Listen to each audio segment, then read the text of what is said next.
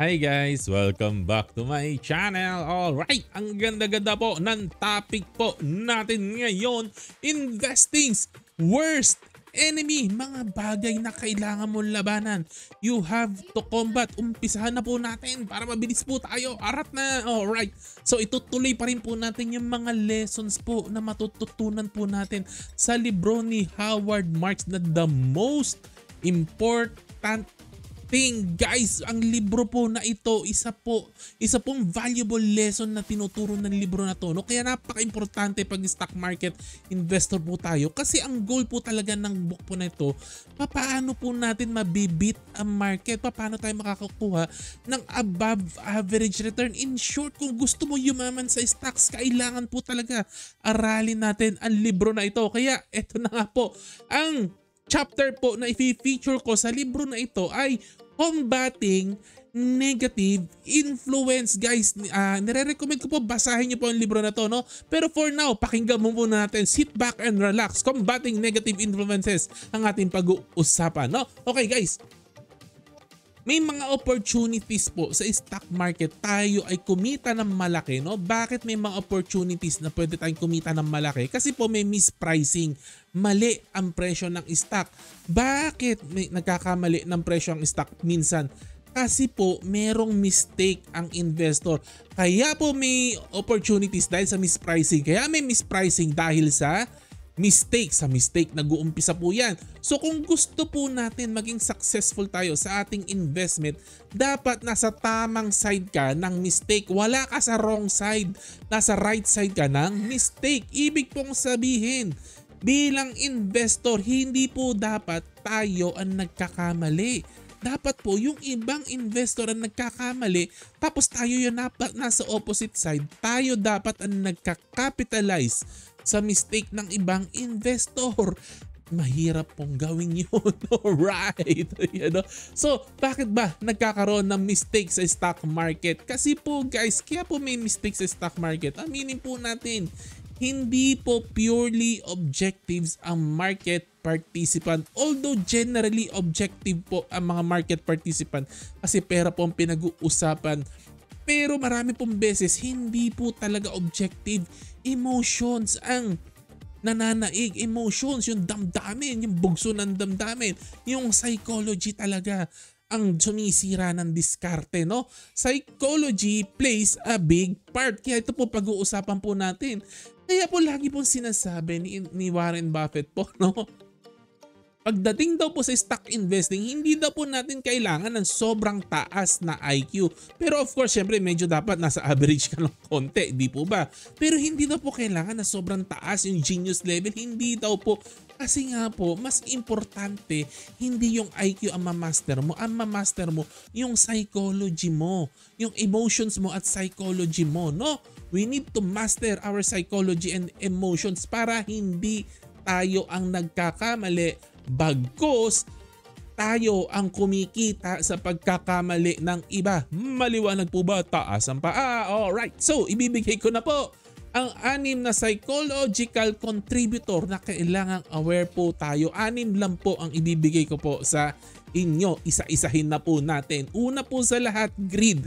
Pamilyar na po kayo lahat sa greed, no? As investor, lahat daw po tayo. Dapat talaga lahat tayo greedy. Kaya tayo nag-i-invest dahil sa pera. Kaya nga minsan nagtataka ako sa mga sa mga lawmakers, no? Kung batikusin yung mga investor, ang greedy daw ng investor. Natural. Natural. Gusto natin kumita. Bakit daw may profits pa ang mga negosyante? Bakit may profits pa ang mga investor? Natural. Alright. Dapat talaga may konting greed po tayo. Pero hindi po dapat sobra, dapat sakto lang ang greediness po natin. We should not be greedy enough to abandon things like what? Hindi natin ina-abandon ang common sense. Ano pa? Risk aversion. Dapat tinitingnan natin kung risky ba yung pinapasok natin. Ano pa? Prudence. Ano pa? Caution. Ano pa? Logic. Ano pa? Memory ng mga past experiences po natin. Dapat po, kahit greedy po tayo, nag-iingat po tayo. Yun ang sinasabi ni Howard Marks po sa atin. Greedy ka pero maingat ka. Alright. Kaya po lagi ko pong sinasabi po sa inyo, stick po sa ating checklist. checklist, no? Pag nag-i-invest po tayo, dapat may checklist po tayo at nag-i-stick po tayo sa ating checklist, no? Marami na po akong topic about checklist, no? Criteria of a good stock. Pero ako mismo, inaamin ko po, may mga times po talaga ina-abandon ko ang checklist ko kasi nadadali din ako niya. Na ano rin po ganun tao lang po tayo, minsan nadadali. Pero syempre, workout natin yan. Kaya tayong lahat po, subukan po talaga natin. Mahirap po talagang gawin yan. Mahirap po. Ako po mismo, nahihirapan din po ako. Nadadali po ako niyan. Pero itry talaga natin na wag nating evaluate ang ating checklist. Sundan natin ang ating checklist pag tayo ay nag-i-invest po. No, okay, number 2 na po tayo, fear. So yung number 1 and number 2, familiar na po kayo dito, no? May mga times po kasi guys na kailangan gumawa tayo ng action. May mga times na dapat nag-i-invest tayo pero hindi natin ginagawa. Kasi po napaka-fearful po natin. Katulad po ngayon, bagsak na bagsak ang stock market. Kaya lang, ang daming tao takot na takot pa rin. No? Kahit na ang mura ng stock. Gusto po ng ibang tao kasi bibili sila ng stock pag mahal na. Ayaw nila ng mura. Alright. Yeah. So, may example pa po ako sa inyo, no, na gusto ko po i-share lang po, no. Meron po akong kakilala, no, loved one, and since loved one po ito, no, medyo dumaan siya sa time na medyo mahirap ang buhay, no, na siya sa financial trouble. So, nag-propose po ako nag-offer po ako na magbibigay ako sa kanya ng capital. Bibilhan ko siya ng gamit para makapag-start siya ng maliit na business. Konting capital lang naman po, kung hindi ako nagkakamali. Is around 15,000 or so. Pero alam ko malaking tulong na po sa kanya. Makakapag-start na siya ng negosyo para po makatulong po sa kanya, no? Yan. So, the offer I gave, walang risk. Kasi gift lang po yung capital na yun, no? Hindi ko po sinasabing bayaran niya po. Wala po ko sinabi na bayaran niya. Ang gagawin lang po niya, tatanggapin na lang po niya.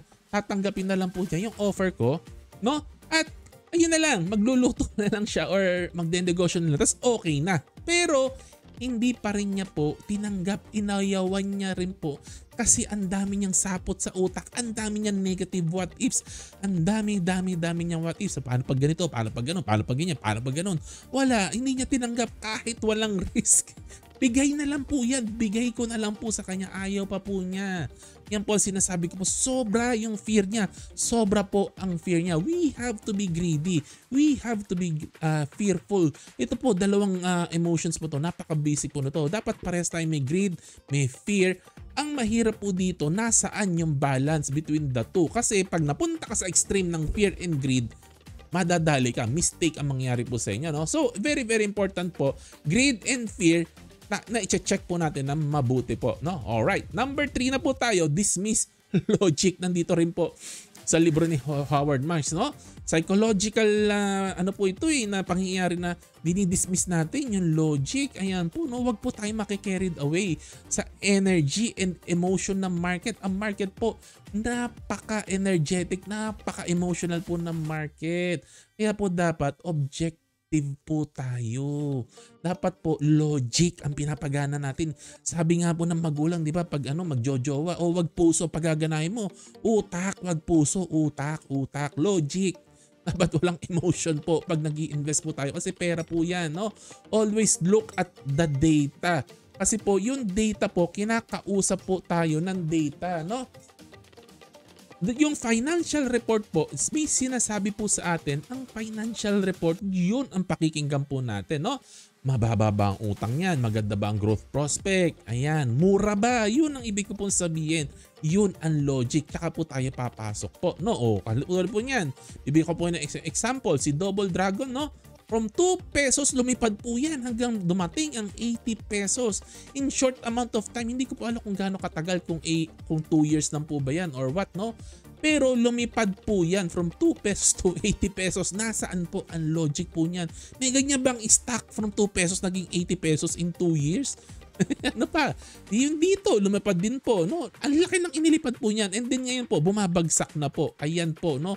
Kaya napaka-importante po talaga ng logic sa ating investing, no? If we follow logic, less likely po na maiipit po tayo sa ating mga investment. Alright, ayan na po. Number 4 na po tayo. Herd mentality. Ito po talaga, no? Talagang laging sinasabi ni Howard Marks, pinapaalalahanan talaga tayo ni Howard Marks, no, pagdating sa herd mentality, no.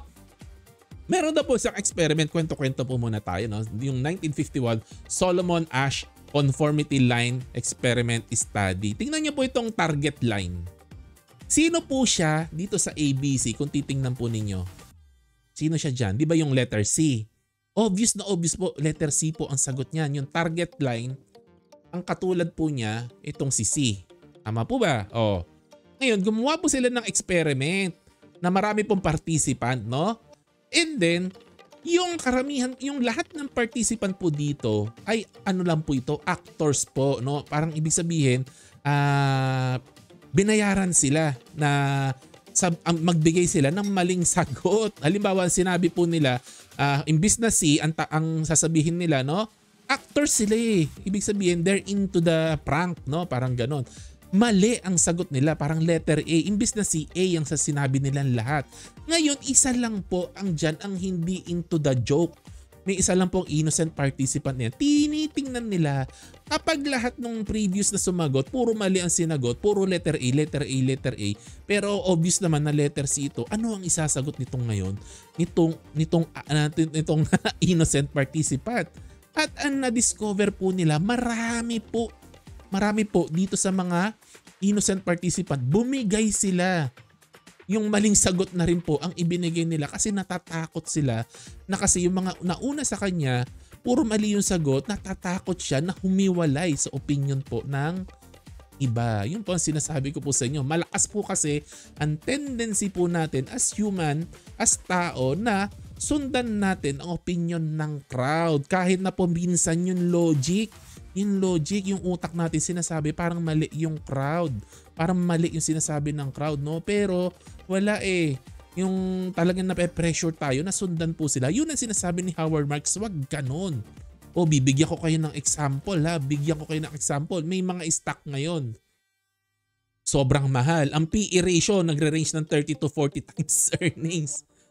Maraming utang. Ano pa? Hindi nagbibigay ng dividends. Kung meron, kakarampot. Yung growth niya, okay lang, sakto lang, walang special sa kanya.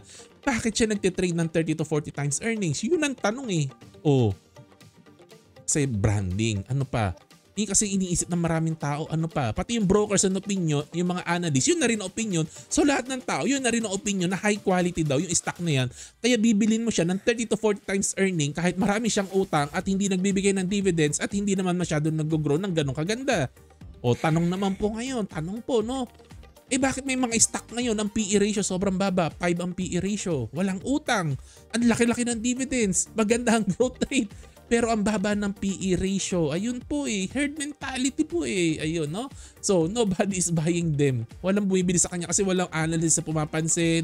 Walang mga taong pumapansin. So, hindi na rin natin papansinin kahit nakikita natin, kahit sinasampal na tayo sa mukha. Hindi na rin natin bibilhin. Ayun po. And then yung mahal na stock na sinasabi ng mga analyst, maganda, high quality, pero alam mo naman ang mahal-mahal. Yun ang binibili natin. Di ba? Herd mentality, no? We should capitalize on mistake, not follow the mistakes, no? All right. No, number 5 na po tayo. Envy, inggit. Okay, no? So, bibigyan ko lang po ng example, medyo alam nyo naman to, inggit eh. Minsan kasi nakakita tayo ng stocks na lumilipad. Maganda yung lumilipad yung chart ng stocks, no? Grow ng grow. Maganda ang kinikita ng mga kaibigan nating investor. Anong gagawin natin? Maiinggit tayo, papasukin natin yung stock kahit wala tayong alam tungkol do sa stock na yun. Bibilin natin. Kahit na yung stock, sobrang complex ng business at way beyond na po sa kakayanan natin na maintindihan yung business po na yan, no? Pinapasok pa rin po natin kasi naiinggit tayo doon sa mga nakikita natin na nag-i-invest po dyan kahit hindi na po natin naiintindihan. Yun po ang sinasabi ko po, no? Pag mga complex business po, mga ganyan po, mga complex ideas, mahirap pong pasukin po yan. Wag po tayong basta-basta maiinggit. Doon lang po tayo sa kaya ng ating utak. And last but not the least, ego. Ego po. Okay, sa paanong paraan, no? Ayan. Minsan po kasi, in the past, mayroon tayong mga investment na maganda ang kinita natin. So, anong ginagawa natin, no?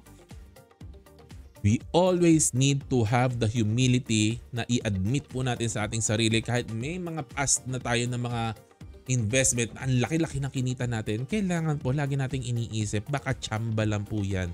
Kailangan po iniisip natin, baka tsamba lang po yan. Huwag natin uumpisahang isipin na sobrang galing natin mag-pick ng stock just because dahil sa short term success. Pag sinasabi po nila Warren Buffett, nila Howard Marks, bago mo sabihin na magaling kang stock picker, dapat 20, 30, 40 years mong nagagawa yan na ang ganda-ganda ng returns mo. Pero kung 1 year, 2 years, 3 years, wala daw yan, wala yan. Huwag mong isipin magaling ka, no? Always be humble, always think na beginner lang po tayo. Always be hungry for knowledge, no? Always think na marami pa tayong hindi alam at maaari magkamali tayo, no? Pag tayo ay naging mayabang. Kaya po, ang lagi ko pong suggestion po is stick to our checklist. And ano pa, humility yan eh, stick to our checklist. Ano pa, keep on refining our checklist. Mag-aral po tayo para yung checklist natin, ma-refine natin ng ma-refine at doon po talaga ang goal po natin. Ayun po, in summary po, ito lang po yung 6 na kailangan natin labanan na psychological factors. Greed, fear, dismissal of logic, herd mentality, envy, and ego. Salamat po sa makikinig po niyo, no? Disclaimer lang po, ito po ay general education lang po, no? And ano nga ba, entertainment only. Hindi po ako hindi po ako professional analyst, no? Ako po ay amateur investor lang po. Do your own research bago po kayo gumawa ng investing or financial decision. Salamat po lagi sa makikinig po ninyo at sa inyong support. God bless po. Thank God. Bye-bye.